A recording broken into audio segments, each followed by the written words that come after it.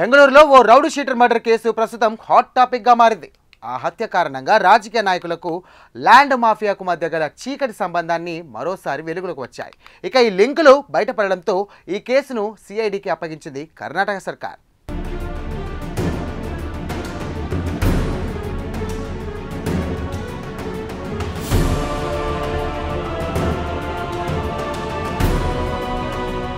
బెంగళూరులో ఓ ప్రఖ్యాత rowdy sheeter Shivprakash alias బిక్లు దారుణ హత్యకు గురయ్యాడు. జూలై 15వ తేదీన రాత్రి సమయంలో భారతీనగర్లో ఈ హత్య చోటు చేసుకుంది. భవానీనగర్లో తన ఇంటికి సమీపంలోనే ఈ దారుణ ఘటన జరిగింది. హత్య జరిగిన వెంటనే 5 వ్యక్తులు పోలీసులకు లొంగిపోయారు. తామే ఈ హత్య చేశామని పోలీసులకు తెలిపారు. వీరితో పాటు మరో 6 వ్యక్తులను కూడా పోలీసులు అదుపులో తీసుకున్నారు. దీంతో ఈ కేసులో ఇప్పటి వరకు 11 మందిని పోలీసులు అరెస్ట్ చేశారు. ఏసీపీ ప్రకాష్ రాథోడ్ ఈ కేసును దర్యాప్తు చేస్తున్నారు.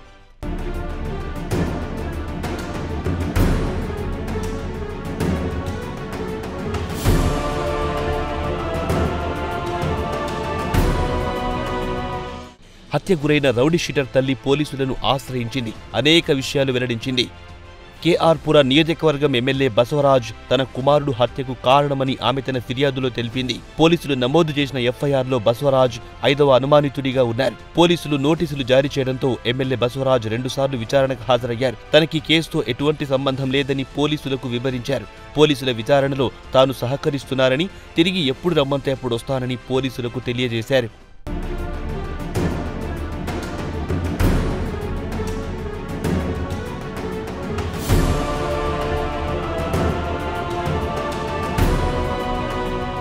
ఇప్పటి వరకు ఈ కేసు బెంగళూరు పోలీసుల చేతిలో ఉంది. ప్రభుత్వం తాజాగా తీసుకున్న నిర్ణయం ప్రకారం సిఐడి అధికారులు విచారణ ప్రారంభించనున్నారు.